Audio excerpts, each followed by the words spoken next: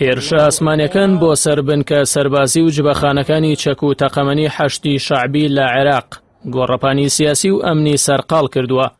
وەزارەتی دەرەوەی عێراقیش ڕای دەگەێنێت ڕێوشوێنی پێویست بۆ پاراستنی سەروەری عێراق دەگرینە بەر. هاوکات دووبارەبوونەوەی هێرشە ئاسمانیەکان بۆ سەر ناوەندە جیاجەکانی حەشتی شەعبی بەدوور نازانرێت. لە ماوەی چەند ڕۆژی ڕابردوودا ژمارەیەک بنکە و بارگای سەربازی و جبەخانەی حەشتی شەعبی کەوتنە بەر هێرش و پەلاماری ئاسمانی. حەشتی شەعبیش کە بە جێبەجێکاری سیاسەتی کۆماری ئیسلامی ئێران لە عێراق ناوی دەهێنرێت، ڕاستەوخۆ هێزە ئاسمانەکانی ئیسرائیلی بە ئەنجامدانی هێرشەکان تۆمەتبار کرد. هەرچی ئیسرائیلیشە جگە لەوەی تۆمەتبارکردنی بە ئەنجامدانی هێرشی سەر بارگاکانی حەشت ڕەت ناکاتەوە. هاوکات لازاری سەرۆک وەزیران و گەورە بەرپرسانی تەل ئەبیبەوە جاخت لە بە ئامانجگرتنی هەموو ئەو هێزانە دەکەنەوە کە پارێزەری بەرژەوەندەکانی ئێرانن لە ڕۆژهەڵاتی ناوەڕاستدا. هەر لەو چوارچەوەیەشدا هێزە ئاسمانەکانی ئیسرائیل دوای بە ئامانجگرتنی ژمارەیەک بنکە و بارگای سەربازی لە عێراق و سووریا و لوبنان و کەرتی غەزا لە سەرزەویش سوپای ئیسرائیل جموجۆڵەکانی لە بەرزایەکانی جۆلان دەست پێ کردووە. ئەبووەلا ئەلوەلائی ئەمینداری گشتی کەتیبەکانی سەیدولشوهەدای حەشتی شەعبی لە لێدوانێکی ڕۆژنامەوەنیدا ئاشکرای کردووە کە تاوەکو ئێستا 13 بارگای سەربازی حەشتی شەعبی لەلایەن ئیسرائیلەوە بردومان کراوە. هێرشەکانی سەربنکە سەربازیەکانی حەشتی شەعبی کاردانەوەی فراوانی سیاسی و ئەمنی لە نێوخۆی عێراقدا بە دوای خۆی داهێنا و فشارەکانیش بە ڕاستی پەرلەمان و حکوومەتی عێراقن تا هەوڵەکانی بۆ پاراستنی سەروەری عێراق بخاتە گەڕ. لێژنەی ئاسایش و بەرگری ئەنجومەنی نوێنەرانی عێراق بە فەرمی داوای کۆبوونەوەی بە پەلەی حکوومەت و پەرلەمانیان کردووە لەبارەی بردومانکردنی حەشتی شەعبیەوە. داواش دەکەن کە گڵۆپی سەوز بۆ حەشتی شەعبی هەڵبکرێت بۆ خستنە خوارەوەی هەر فڕۆکەیەکی بێفڕۆکەوان کە بەسەر بارەگا و چەکدارەکانیاندا بسۆڕێتەوە.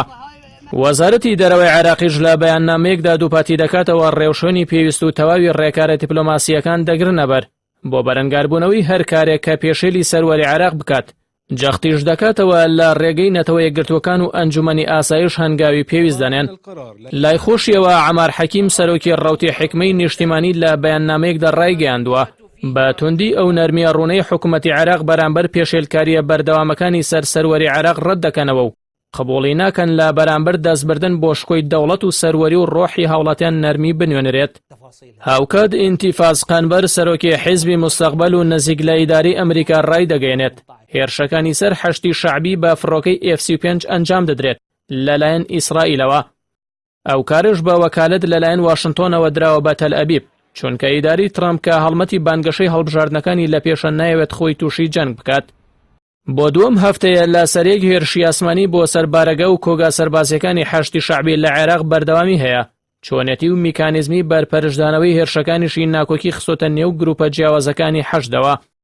بەرپرسێکی سەربازی لە نووسینگەی عادل عەبدولمەهدی کە نەیویستوە ناوی ئاشکرا بکرێت ڕای گەیاندووە گروپەکانی ناو حەشتی شەعبی ناکۆکیان هەیە لەسەر شێوازی وەڵامدانەوەی ئەو هێرشانە و بەشێکیان لەگەڵ ئەوەن وەڵام نەدەنەوە و پەنا ببەنە بەر ئەنجومەنی ئاسایش.